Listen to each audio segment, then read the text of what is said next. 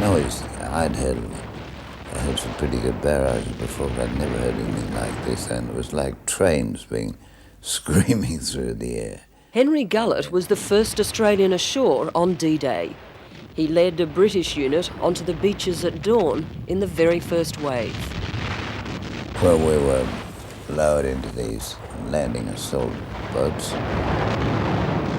and there were one or two chaps in my own barge that were hit, and a couple of barges we noticed were, well, received direct hits and disintegrated.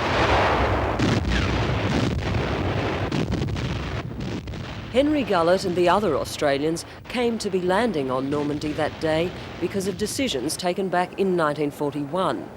When British Prime Minister Winston Churchill began planning for the far-off invasion, he wanted Australian forces involved. But when those 3 years later D-Day did arrive, most Australian troops had long since gone home. We had our own fight on our hands.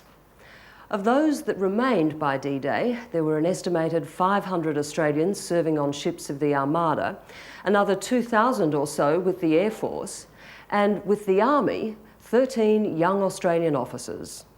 We were to be not just lookers, we were to work with the British Army and be absorbed and become part of the British Army as workers, so we could learn as much as we could.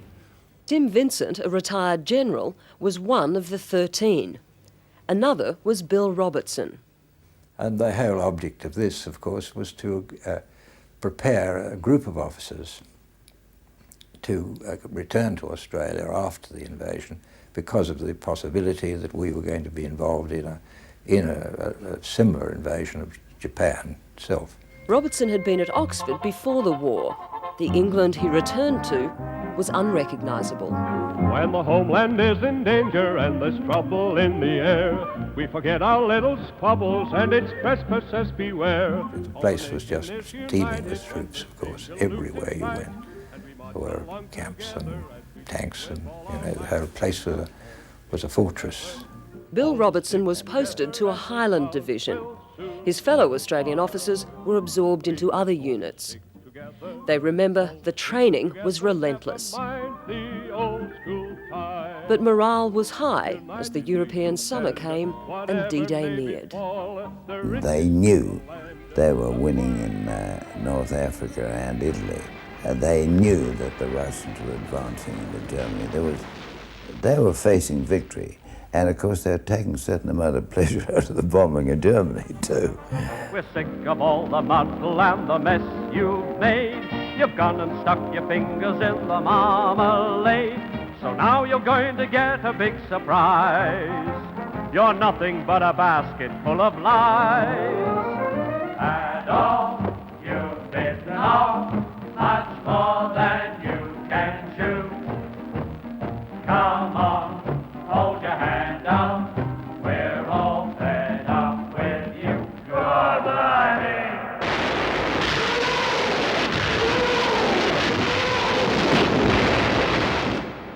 Les Coleman, another of the Australian 13, was a tank officer and among those briefed on D-Day Eve by Field Marshal Montgomery. Of course, my business, as you know, is fighting.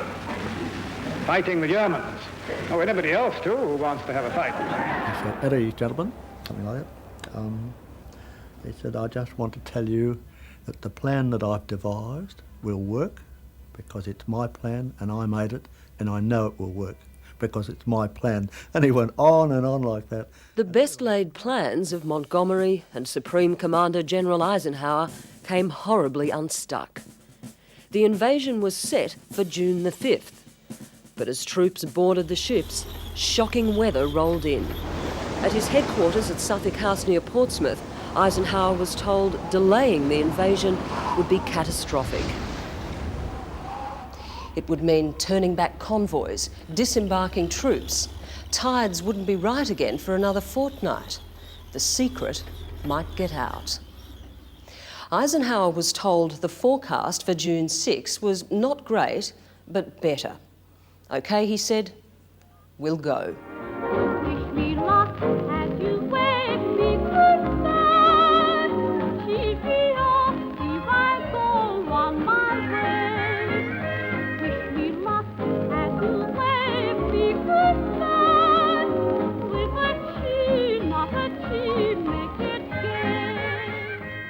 155,000 troops, mainly from the US, Britain and Canada, were put aboard the invasion fleet to land on the first day. All along England's southern coast, troops and ships were putting to sea. There were 5,000 ships, another 4,000 barges and landing craft. And as the invasion fleet left, waves of aircraft and gliders carrying paratroopers. We were at something like 1,000 feet, so we're quite low. Above us were the Mustangs, above them were the Thunderbolts, and above them the Lightning. So it was a huge display of strength as we went out. Brian Inglis, now Sir Brian, 20 years old and with an Australian squadron, flew above the departing invasion fleet. We came across this enormous armada. Hard to comprehend, probably the greatest gathering of ships in the history of time. Battleships, cruisers, destroyers, transports of all kind, and tens of thousands of men. We'll meet again, don't know where, don't know when, but I know we'll meet again some sunny day. It was not until the Armada was well at sea that troops were told of their destination. It was to be Normandy, 7 hours across the English Channel. Oh, will you please say hello to the folks that I know? Tell them I won't be long. They'll be happy to know that as you saw me go, I was singing this song. The first landings of D-Day were to take place at this beach, codenamed Omaha. The Americans expected it to be heavily defended, and they were right. The beach was a forest of barbed wire, tank traps and trenches. Up here, artillery batteries, machine gun nests, and one of the best divisions in the German army.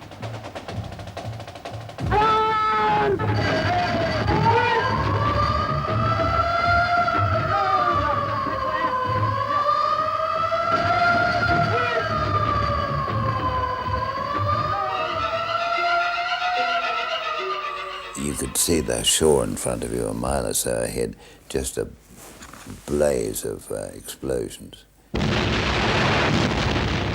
I couldn't help thinking to myself, I'm bloody glad I'm not on that coastline or on one of the targets.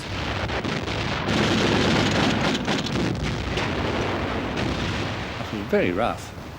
Rise and fall about 10 or 15 feet out at the headquarters ship. We had 2 landing craft. The first one, easy. Ours was picked up by a giant wave and a great beach obstacle came through the bottom and we were skewered. We couldn't move. We were wrecked, so we had to swim. Just a mother's prayer at twilight, calling far across the sea, telling her loved one, your job will soon be done, and God will send you back to me.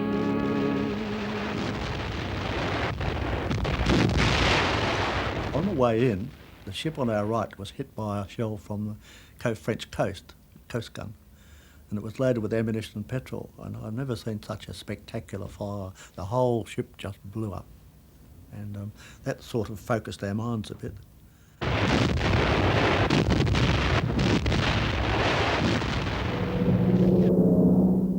In the hours leading up to the landings, British and American paratroopers, thousands and thousands of them, had landed behind German lines. French resistance fighters had been alerted by the BBC and began taking up arms. The German Field Marshal Rommel was at home for his wife's birthday. Hitler was asleep and no one dared wake him. The counterattack the Allies were expecting didn't come.